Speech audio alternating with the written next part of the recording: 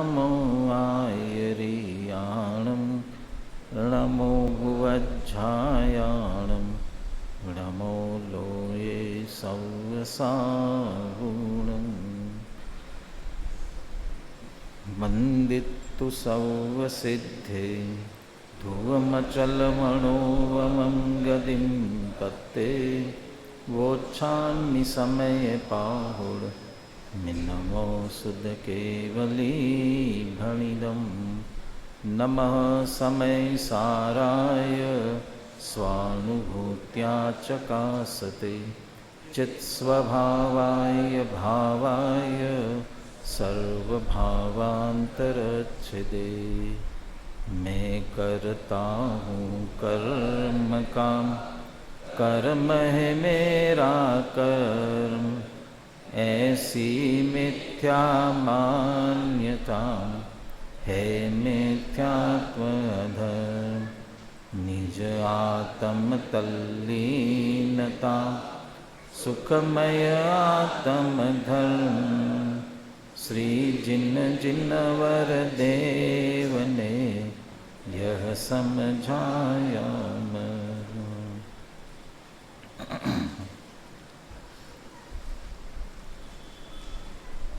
आचार्य कुंद कुंदी विरचित समय सार परमागम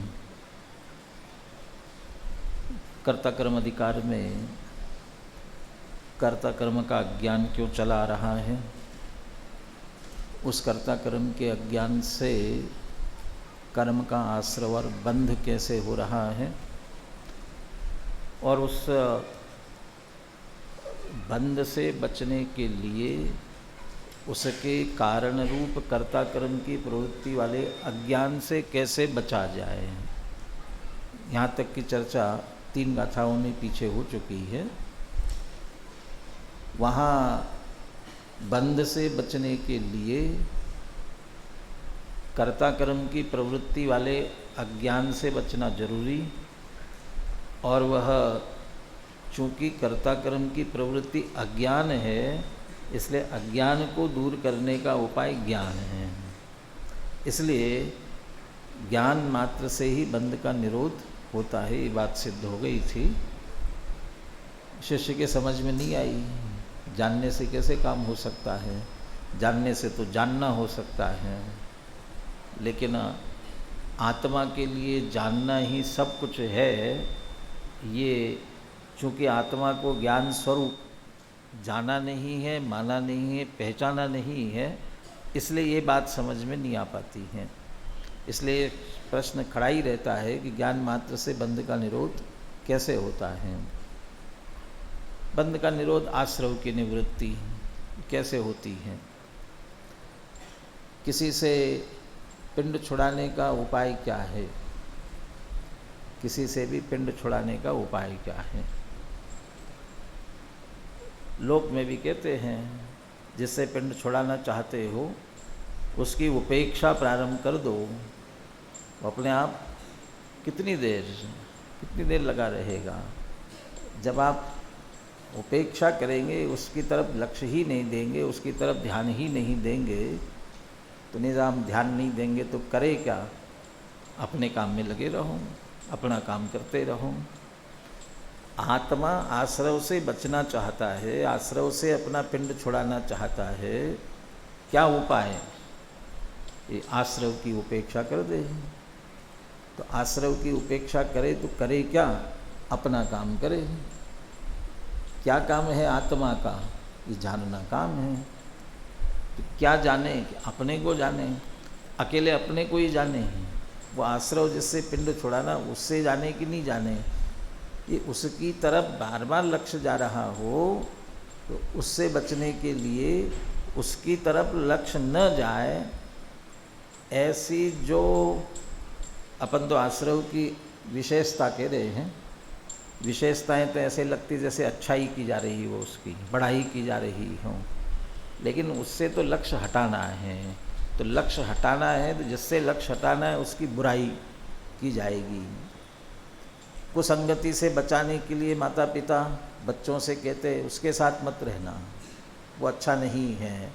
तो उसमें जो भी दोष हो उन दोषों को अच्छी तरह से समझा करके उससे निवृत्त करते हैं। ऐसे आश्रव की बुराई कर रहे हैं। तो आश्रव कैसे हैं? 72वीं गाथा पद्यानुवाद पढ़ते हैं तो आश्रव की क्या बुराई की गई वो ख्याल में लेते हैं। बोलिए।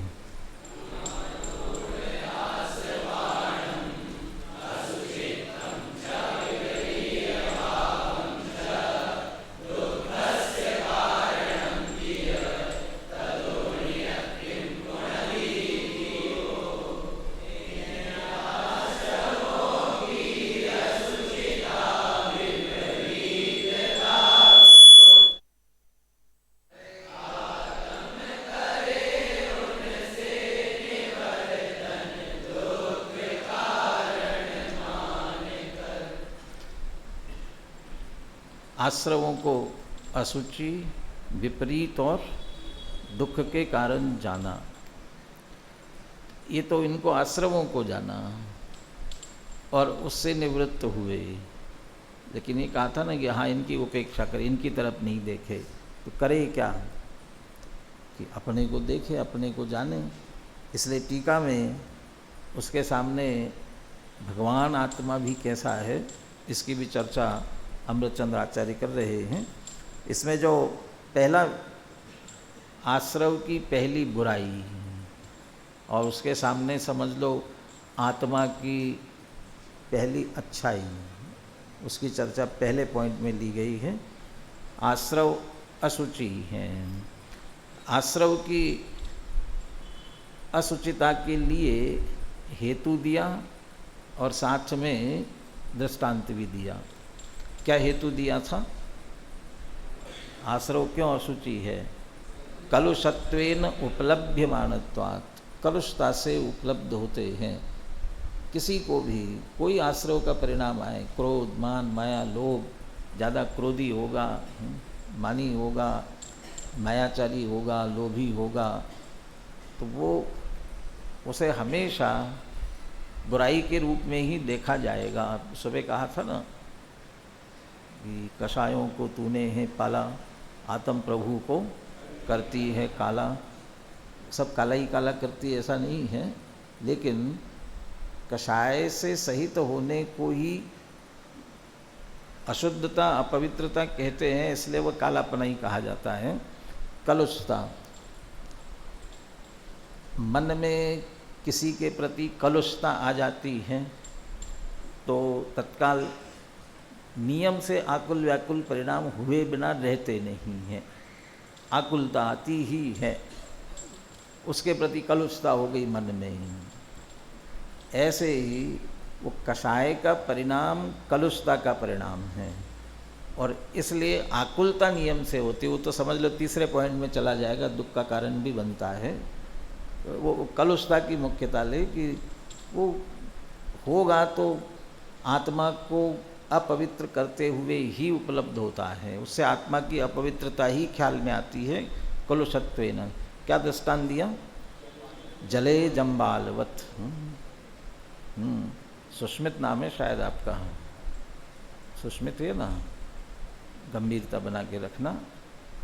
मैं समझा निमित्त को समझ में आ गई बात तो उसके निमित्त से तुम्हारे भी ख्याल में आएगी, लेकिन तुम्हारे नहीं आई इसलिए टोकना ही पड़ा आखिर। शायद एक आध दिन पहले भी टोका है तुमको, बातचीत नहीं बिल्कुल भी। समझ में नहीं आवे तो भी दोनों कान खुले रखो, कुछ तो जाएगा, कुछ तो पहुँचेगा, कुछ भी नहीं पहुँचेगा ऐसा नहीं है। इसलिए सावधानी से ही है। निगाह सबकी तरफ रहती है, लेकिन बार बार टोकना अच्छा नहीं लगता है। जो इतना टोकता है उसमें इतनी बातें करते हो, तो नहीं टोकने वाले के उसमें क्या करते होगे? क्या अपने यहाँ तो भगवान मालिक होता नहीं है, अपन ही मालिक होते हैं, इसलिए स्वयं को ही संभलना चाहिए। क्या संस्कृत में क्या दृष्टांत दिया? दृष्टांत को संस्कृत में उल्लेख करेंगे तो जले जम्बालवत, पानी में काई की तरह। दो तीन विशेषताएं बताई थी। ये काई हमेशा पानी में पैदा होती है और पानी को ही मैला करती हैं। दूसरी बात, भले ही पानी में पैदा हुई हो तो भी कहने में तो आ रहा है पानी को मैला करती हैं, लेकिन सचमुच में पानी को मैला नहीं कर पाती हैं। पानी के ऊपर ऊपर ही तैरती हैं, पानी के अंदर तक प्रवेश नहीं कर पाती हैं। फिर भी हमें, जब भी हम काई को देखते हैं तो पानी तो गंदा ही दिखता है। अब उस काई को दूर करने का उपाय क्या है? काई पर छाई हुई है और उसे दूर करना है। यदि उसको दृष्टांत जैसा लेवे ना, तो समझो कि एक व्यक्ति कहीं जा रहा था, बहुत उसे प्यास लगी थी, तो देखा एक कुएं में झांक करके नीचे, तो उसे पूरी काई काई दिखाई दी। किसी से पूछा उसने कि पानी कहाँ मिलेगा, तो उसने कहा वहाँ कुआं है, कुएं में पानी मिलेगा। वहाँ जा कर के उसने देखा, तो देखा वहाँ तो पानी नहीं है, काई छाई हुई है। उसने पूछा कि कहाँ है भाई पानी, कि है ना पानी वहाँ। कहाँ है पानी, कि वहाँ तो पूरी काई छाई हुई है। भैया काई के नीचे पूरा स्वच्छ जल मौजूद है। अच्छा ठीक है। अब वो जाकर के वहाँ बैठ कर के इंतज़ार कर रहा है, काई दूर हो जाए और मैं इसमें से पानी निकाल करके पी लूँ। काई कब तक दूर होगी, कितनी देर तक? थोड़ी देर इंतज़ार किया उसने, काई दूर नहीं हुई। उसने सोचा कि वैसे दूर नहीं हो रही है, थोड़ा उसे निवेदन करते हैं कि भैया काई तुम थोड़ा अलग हो जाओ। तो क्या करे, पानी निकाल करके इसमें से पी ले।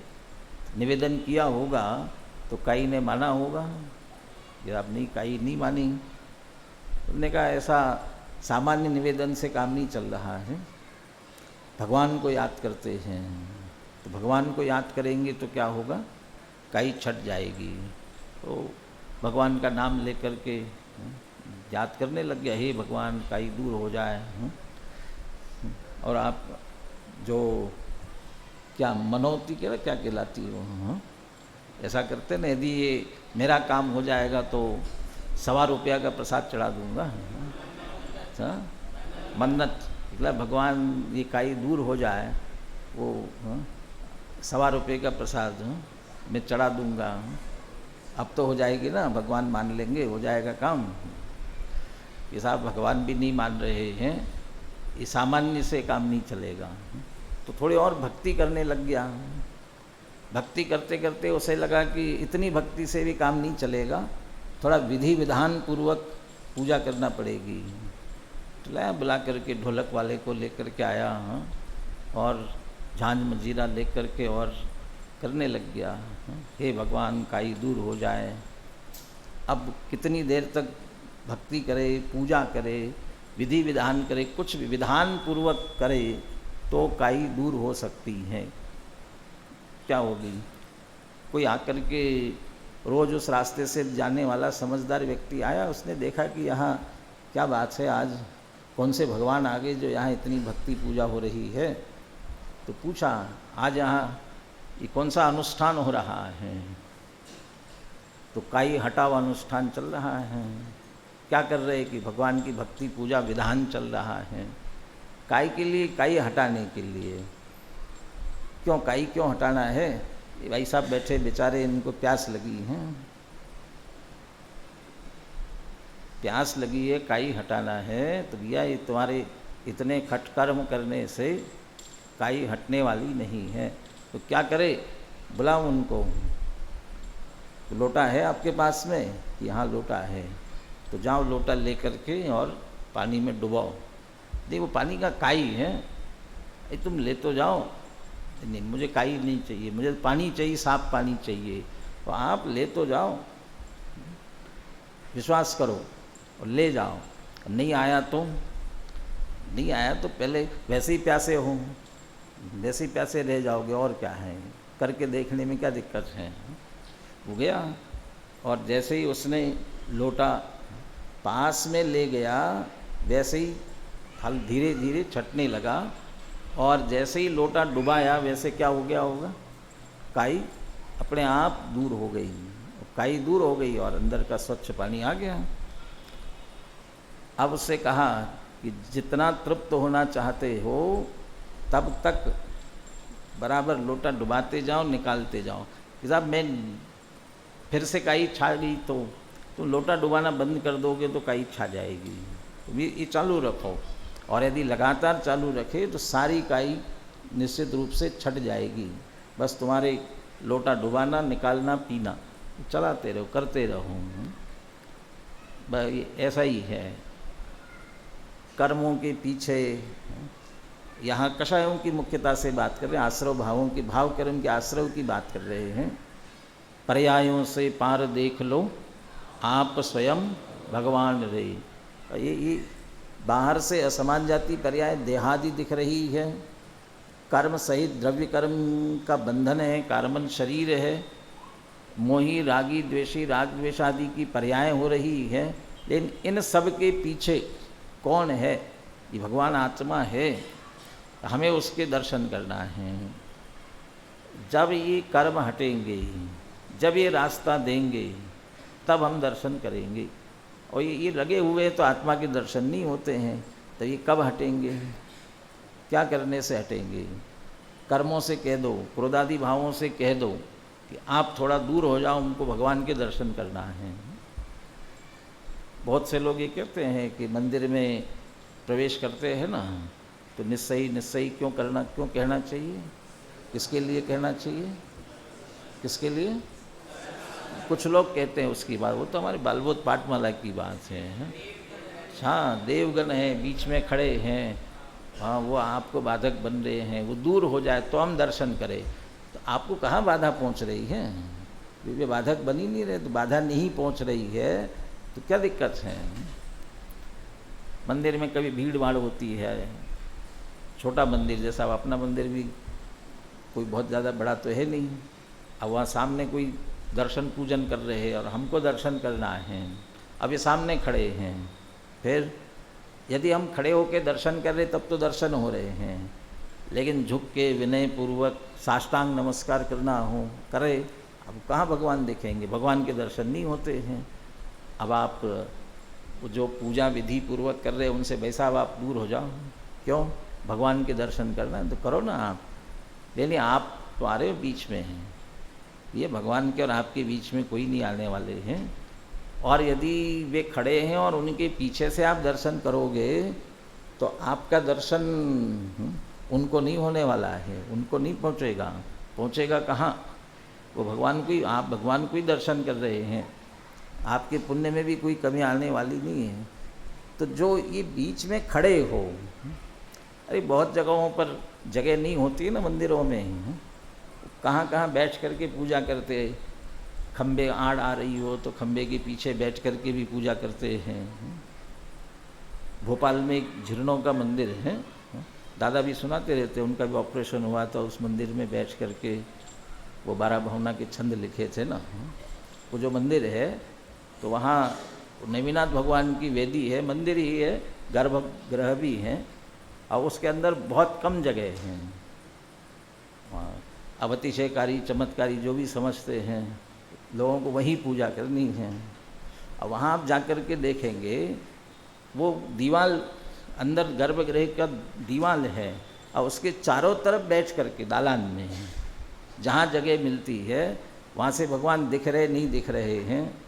साइड से खिड़की भी है तो ऊंची है, वो पीछे की तरफ तो खिड़की भी नहीं है, लेकिन वहाँ पीछे बैठ करके वहाँ से पूजा करते। किसकी पूजा कर रहे हैं? ये भगवान की कर रहे। कहाँ है भगवान? दिख भी नहीं रहे हैं, तो वो कर रहे हैं पूजा, भगवान की कर रहे हैं। तो आड़ नहीं आ रही किसी की आड़ नहीं है। और यहाँ तो हमें वो कदाचित हैं, तो अब कहीं घुंघरू बज जाते हैं, कहीं ढोलक बज जाती है, कहीं रात में नृत्य होने लग जाते हैं। बहुत सारी किंवदंतियाँ चलने लगती है, इसलिए बहुत से होते होंगे। और वो दूर हो जा रहे, बाधा ही नहीं पहुँचती है, ना उन्हें कोई बाधा पहुँचती है, ना आपको कोई बाधा पहुँचती है। आप तो आराम से दर्शन कर सकते हो, बीच में आवे तो कोई फर्क नहीं पड़ता है, किसी को कोई हटाने की ज़रूरत नहीं है। यहाँ अंदर जो भगवान आत्मा है उसके दर्शन करने हैं। कि साहब वो तो कर्म सहित है, देह सहित है, मोह राग द्वेष से सहित है, ये सब दूर हो जाए तो हम आत्मा के दर्शन करेंगे, आत्मा का अनुभव करेंगे। अब कैसे दूर, कब दूर होंगे वे? कि निवेदन करो उनसे कि साहब आप दूर हो जाओ, हमें आत्मा के दर्शन करने हैं। तो निवेदन करने से दूर हो जाएंगे। और आप उन्हें निवेदन कर रहे हो, इसका मतलब उनका लक्ष्य कर रहे हो, उन्हें मुख्य कर रहे हो, उनकी पूजा कर रहे हो, तो क्यों दूर होंगे? वे तो और आएंगे। ये कोई उपाय नहीं। तो फिर भगवान को याद करें, हे भगवान इनको दूर करो। बहुत सारी भक्तियों में, स्तुतियों में बोलते ही रहते ना, ये कर्म मिल दोई पायन बेड़ी डाली, और हम तो बड़े अच्छे हैं, ये कर्म ही दुष्ट है, ये हमको बड़ा कष्ट देते हैं। पर ये इसलिए कर्मों से छुड़ाओ और हमको आत्मा का अनुभव करो, हमारा कल्याण करो। तो भगवान की भक्ति करते रहो, भगवान से कहते रहो, तो भगवान हमारे कर्म दूर कर देंगे ना, आत्मा का अनुभव करा देंगे। कितना करने से होगा? कि निवेदन करने से नहीं होगा। थोड़ी पूजा करो, भक्ति करो।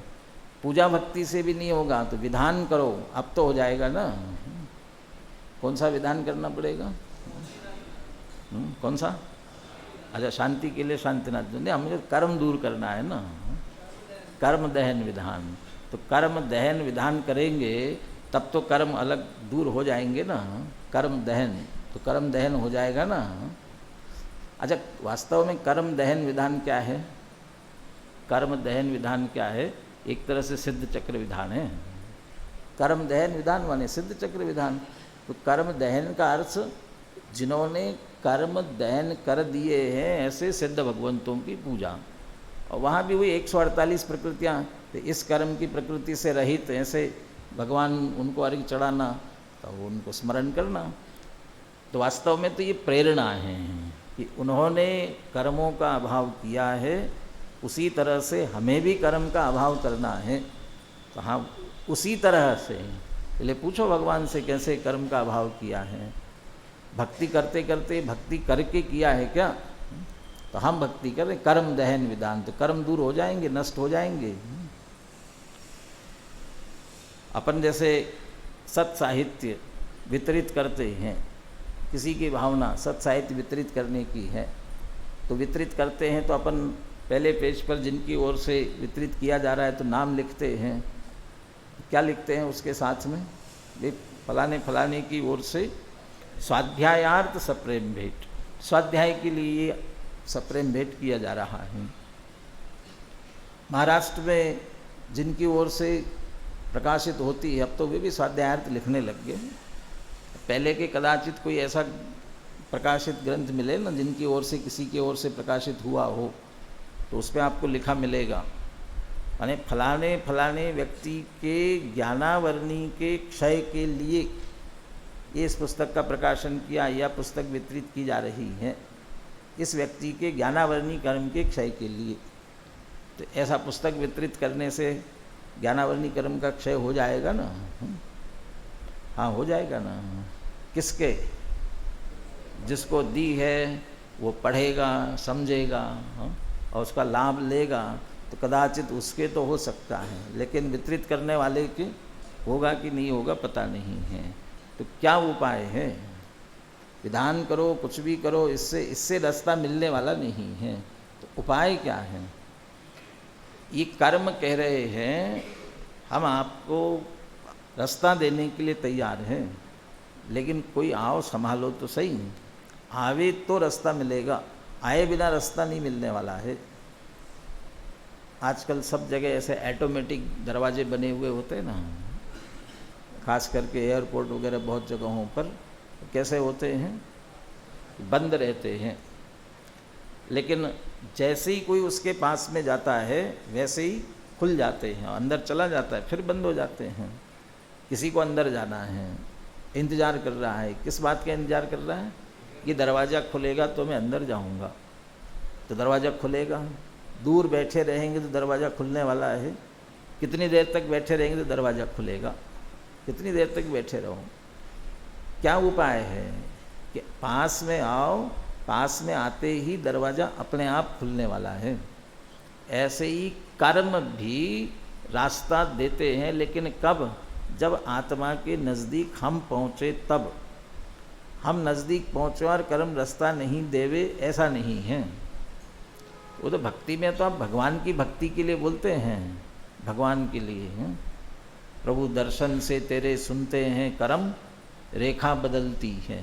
भगवान के दर्शन से कर्म भी रेखा बदलती है।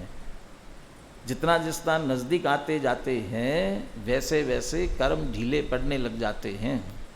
इसलिए इसके नज़दीक आना ही उपाय है, इसके अलावा और कोई उपाय नहीं है। जैसे वहाँ काई छाई हुई है और काई को दूर करने के लिए अपना लोटा लेकर के जाओ, काई दूर नहीं होगी तो आप तो डुबाओ, और जैसे ही डुबाते हैं वैसी काई बिल्कुल अलग हो जाती है। ऐसे हम अपने उपयोग को अपने आत्मा की तरफ लेकर के जाएं। अब बीच में कर्म आड़े आए, कषाय आड़े आ गए तो आप ले जाओ।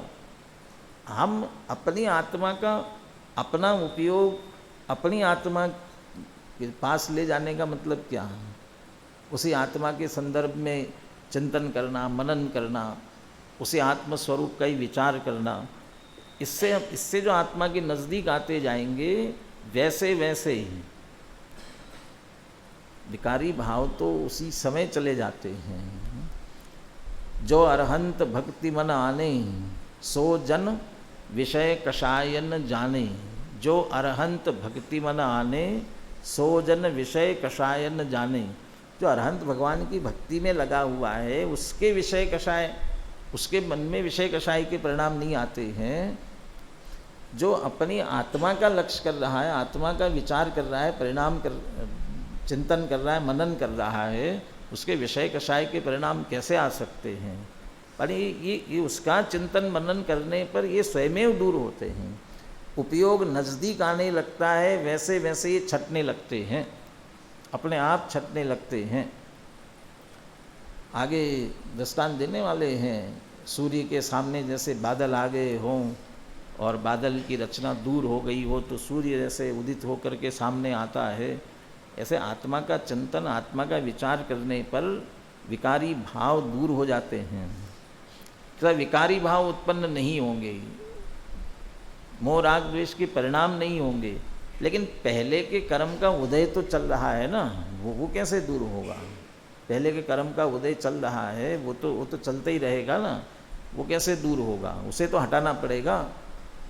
वो भी परिणामों से बंधा हुआ है, वो भी एक तरह से आपके आमंत्रण पर आ रहा है, हम बुला रहे हैं। हम जैसे परिणाम करते वैसे वैसे उधर से कर्म का उदय आता जाता है। अरे कदाचित उदय नहीं तो उदीर्णा भी हो जाती है। जैसे परिणाम करते हो और आगे पीछे के भी और आने लग जाते हैं। मैंने हम परिणाम करके बुला रहे ना, यहाँ परिणाम रुकते ही हैं, ऐसी सहज स्थिति है। टोडरमल जी ने जब करण लब्धि के प्रकरण का विस्तार से वर्णन किया, सचमुच में समझ लो लब्धि सार नाम के ग्रंथ में वो लब्धि के संदर्भ में कितना विस्तृत लिखा हुआ होगा, और वो कर्म की प्रक्रिया को भी कितनी सरल भाषा में, थोड़े से ही उसमें प्रत्येक अधक करण, अपूर्व करण, अनिवृत्ति करण, वो जब अधक करण माने भी परिणाम है, वो प्रारंभ के परिणाम हुए, और उसके साथ साथ ये दिए ना यहाँ जाने पर ये आवश्यक होते हैं, वो उस परिणाम के साथ वो कर्म का उसी प्रकार का निमित्त नैमित्तिक संबंध है। वो परिणाम हो तो कर्मों को होना पड़ेगा तो कहने की बातें होते ही हैं। कर्म इधर आत्मा स्वसन्मुखता का परिणाम करे और कर्म न हटे, जबरदस्ती आकर के फल देने लगे, ऐसा होता ही नहीं है। मेरे ख्याल से गुणस्थान विवेचन में अंत में दिया हुआ है, कर्म बलवान की जीव बलवान। फिर तो अन्ना जी ने उसको विस्तार देते हुए पूरी किताब ही लिखी ना, जीव जीता कर्म हारा। वो जीव माने कौन बलवान है उसमें से? वो कर्म की बलवत्ता भी वो हमारी बलवत्ता है, माने हमारी दी हुई बलवत्ता है। बच्चे को खूब खिलाते पिलाते हैं, बच्चा दुबला ही होता जाता है। माँ कहती है हम इसे खूब खिला रहे हैं और अच्छा माल मसाला सब खिला रहे हैं, अब फिर भी दुबला होता जा रहा है। डॉक्टर के पास लेकर के जाते हैं, खिलाते हैं, फिर भी दुबला होता जा रहा है, ऐसा क्यों हो रहा है? तो डॉक्टर वैसे ही समझ जाते हैं, वो चेहरा देख करके समझ जाते हैं कि इसके पेट में क्या होते, बहुत लंबे लंबे वो वारम बोलते कौन से होते हैं, हाँ? होते हैं ना वो लंबे, क्या बोलते हैं उनको, हाँ? मराठी में तो जंत बोलते हैं, जंतु हो गए, क्या जंतु हो गए लंबे लंबे, हाँ? अब ये जो हो जाते हैं पेट में, अच्छा वे क्या कर रहे हैं? पल रहे हैं, बढ़ रहे हैं, किसके आधार से बढ़ रहे हैं? उनको खाना पीना कहाँ से, कौन पहुँचा रहा है? और रुष्ट पुष्ट होकर के वे हमारा ही खून चूस रहे हैं, तो उनको पहुँचा कहाँ से ये सारा का सारा? अमर बेल नाम सुना है ना, एक अमर बेल होती है, हाँ? अमर बेल, और जिस पेड़ पर वह छा जाए क्या करती है? उस पेड़ को ही खा जाती है और खुद तरोताज़ा हो जाती हैं। वो पैदा किस पे हुई है? उसी पेड़ से। वो कुछ नहीं करना है उसे, ज़मीन से, यहाँ से, वहाँ से जो भी पोषक तत्व लेना है ना, वो कौन लेगा? वो पेड़ लेता है। और वो बेल क्या करती? उसी में से लेती है और खुद फलती फूलती है और उसे ही, और ऐसे ही वो अंदर जो कीड़े हुए हैं वे हमारा ही खाना खा पी करके रिष्ट पुष्ट होते हैं और हमें ही कमज़ोर करते हैं। मैंने किसने ऐसे कषायों को किसने पुष्ट किया है? कर्म को किसने पुष्ट किया है? बहुत अच्छा एक टोडरमल जी ने राग द्वेष की चर्चा करते हुए बात कही ना, अरे परद्रव्यों का दोष देखना ठीक नहीं है। ये परद्रव्य ने तुम्हारा कुछ बिगाड़ नहीं किया है। ते कर्म पूरब किए खोटे, सहे क्यों नहीं जीरा, अति क्रोध अग्नि बुझाए प्राणी, साम्य जल ले सीरा। अरे इस व्यक्ति ने कुछ नहीं किया है, इसने बिगाड़ नहीं किया, इसके प्रति क्रोध मत करो। तो किसने किया है? ते कर्म पूरब किए खोटे, ये इस व्यक्ति से द्वेष मत करो।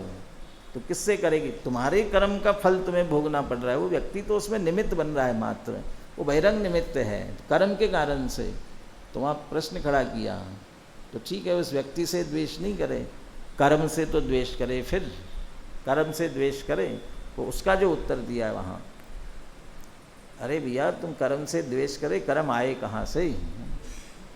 दृष्टांत दिया। क्या दृष्टांत दिया? जैसे कोई अपने हाथ से पत्थर उठावे और अपने सिर पर, मैं नहीं मार रहा हूँ चिंता मत करो, अपने सिर पर दे मारे, और दोष मेरा सिर किसने फोड़ा है? पत्थर ने फोड़ा, पत्थर ने सिर फोड़ा। अरे भैया पत्थर ने कैसे सिर फोड़ा? ये मैंने हाथ से उठाया सिर पे मारा। तो किसने मारा? खुद नहीं मारा ना। फिर दोष आप पत्थर को देने से क्या मतलब? ये कर्म उदय में आकर के हमें दुख दे रहे हैं, तो आए कहाँ से? जिस कर्म पर तुम द्वेष कर रहे हो, वो कर्म आए कहाँ से? तुमने ही पहले विकार किया था, विकारी भाव किए थे, जिसके कारण से कर्म आए थे। अब उदय में आकर के दुख दे रहे हैं, तो तुम कर्म को दोष क्यों देते हो? तो किसे दोष दे? अपने उन विकारी परिणामों को। तो फिर विकारी परिणाम से तो करे। अरे विकारी परिणाम से क्या करोगे? विकारी परिणाम से लक्ष्य हटाओ और अपने आत्मा का लक्ष्य करो। ये सब अपने आप दूर होने वाले हैं। आत्मा का लक्ष्य करते ही समुद्र के पानी के समूह के नज़दीक आने पर, नज़दीक भी आते हैं, नज़दीक आने पर ठंडी ठंडी हवा आने लगती है, और जब साक्षात पानी में जाकर के डुबकी लगाए तो सहज शीतलता प्राप्त होती है। वो जो 4 लब्धि तक आते हैं ना, प्रायोग लब्धि तक के परिणाम किससे होते हैं? प्रायोग लब्धि तक के परिणाम भी वो सब, वो भी आत्मरुचि, आत्मा का लक्ष्य, स्वाध्याय, चिंतन, मनन, उसी से प्रायोग लब्धि तक आया। और फिर उससे और आगे बढ़ता है तो करण लब्धि में पहुंचता है। सबसे अंत में बहुत सारी चर्चा करने के बाद शिष्य ने पूछा, है तो बड़ा कठिन काम है करण लब्धि वाला, इतने सारे काम करना पड़ेंगे। अधक करण में आकर के ये स्थिति कांडक घात करो, अनुभाग कांडक घात करो, फिर ये संक्रमण करो, क्या क्या करो, कहीं उत्कर्षण हो रहा है, कहीं अपकर्षण हो रहा है, ये तो बहुत कठिन काम है। क्या उत्तर दिया अंत में? तुम्हें कुछ नहीं करना है। तो क्या करना है? बुद्धि पूर्वक अपने उपयोग को तत्व विचार में लगाकर रखना है। वहाँ देखो, आत्मा के चिंतन की अकेली बात नहीं है, तत्व विचार की, भेद विज्ञान की, और वो धीरे धीरे अपने आत्मस्वरूप में ही पहुँचने वाला है। तो ये इसमें अपने उपयोग को एकाग्रता पूर्वक लगाया और बाकी सब का लक्ष्य छूट गया। अब उसे उसको माँ चिट्ट, माँ चंप, माँ चिंत के रूप में ध्यान कहो, जो जो नाम देना हो, तत्व चिंतन, तत्व विचार कहो, वो प्रक्रिया चलेगी। और वो उसका निमित्त नैमित्तिक संबंध विकारी भावों के उत्पन्न न होने से है। वर्तमान में विकारी भाव उत्पन्न नहीं होंगे और अभी वर्तमान विकारी भाव उत्पन्न नहीं होगा, लेकिन वो कर्म के उदय आते जाएंगे और उदय के अनुसार परिणाम होते हैं तो चलते ही रहेंगे ना। वो कर्म जो उदय में आने वाला है ना, उसके स्थिति अनुभाग आपके परिणामों से दूर हो जाएंगे। वो पूरा उपशम सम्यक तो कैसे होता है, बहुत सुंदर विवेचन किया हुआ है। वो बीच की स्थिति ऐसी आ जाती है कि दर्शन मोहनी का कोई कर्म उदय योग्य रहता ही नहीं है, और दर्शन मोहनी कर्म का उदय आता ही नहीं है ही नहीं उदय। वहाँ क्या होगा? ये सहज सम्यक हो जाता है। उस दर्शन मोहनी कर्म, उसको उपशम कहा वहाँ। वो दर्शन मोहनी के उपशम करने के लिए क्या किया? उपशम का मतलब होता है वो कर्म को दबाया है, नीचे दबा दिया है। तो क्या किया दबाने के लिए? कितनी ताकत लगाई है? क्या किया है?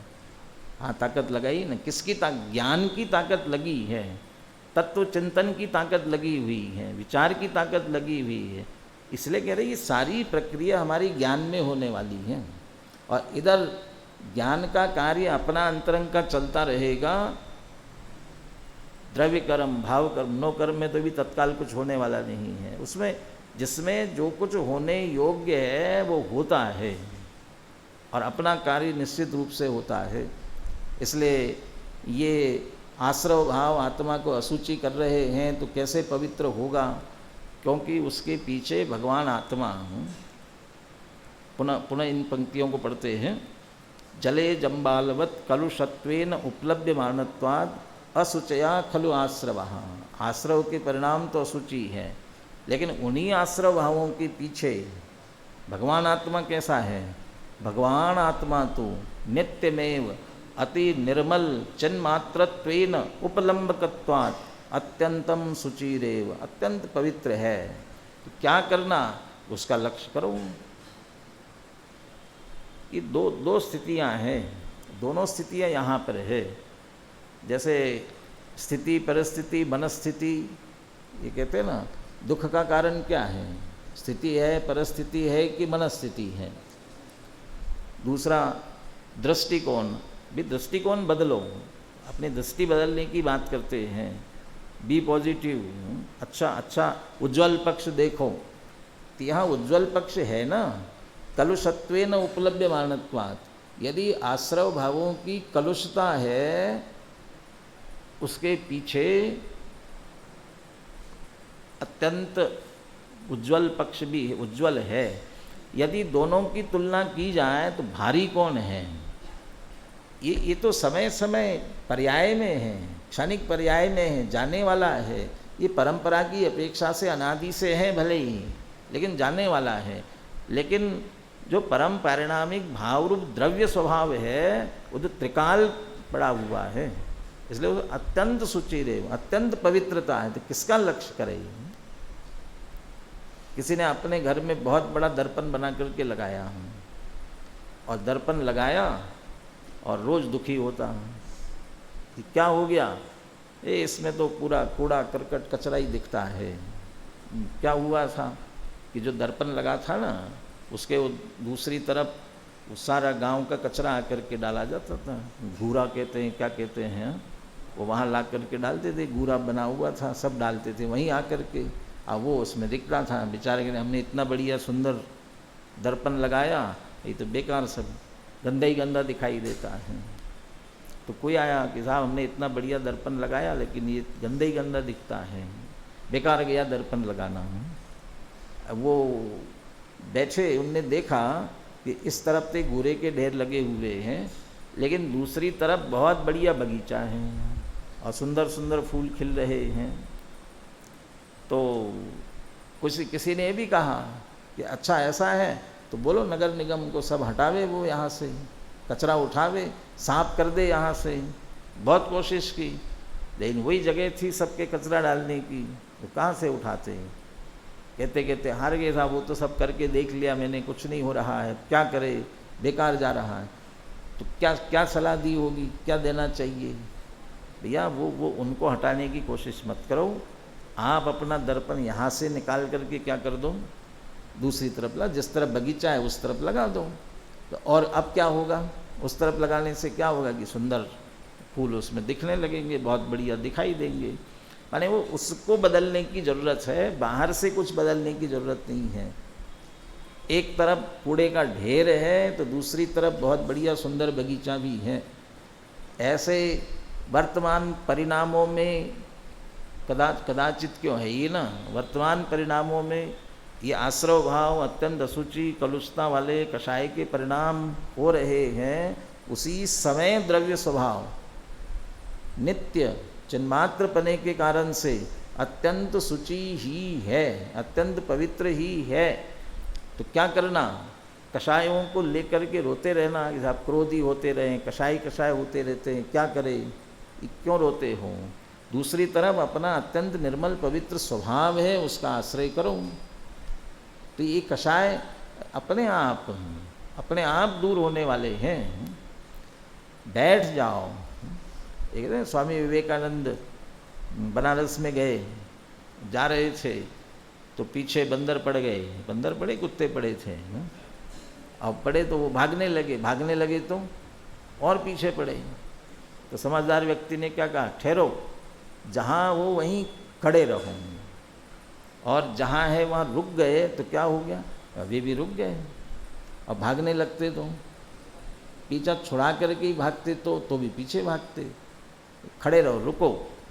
तो ऐसा ही कह रहे हैं कि ये हम वो कषाय के परिणामों में निरंतर बहते जाते, मोह राग द्वेष के परिणामों में निरंतर बहते जाते। के लिए रुको। विरम किम अपरेण कार्य कोलाहलेन स्वयमपि निवृता सन पश्य सन्मासमेकम। वो उसके पद्यानुवाद बहुत बढ़िया है, जीव अधिकार में ही है ना। रुको शब्द का प्रयोग है ना, विरम शब्द के लिए कौन से नंबर का है,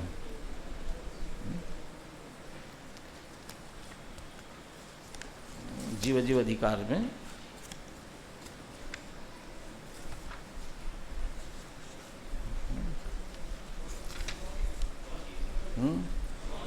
34, 101 पेज भी बहुत बढ़िया है। 101 पेज पर 34वां। बोलिए पद्यानुवाद बोलिए।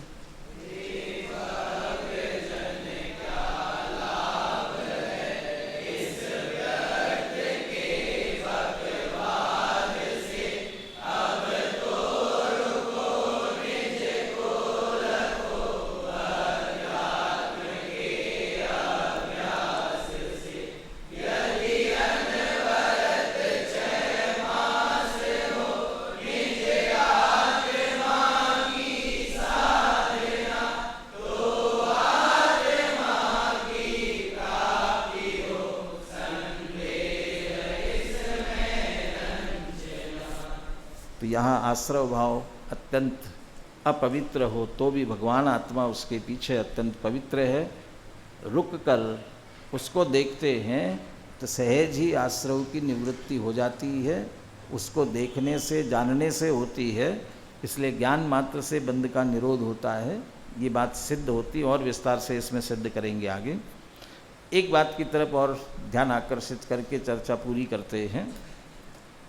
जब आश्रव की बात की तब और जब आत्मा की बात की तब थोड़ा दोनों में लिखा है कलुषता से आश्रव वहाँ उपलब्ध होते हैं, इसलिए अपवित्र हैं, और चिन्मात्र होने के कारण से आत्मा अत्यंत निर्मलता से चिन्मात्र पने से उपलब्ध होता है।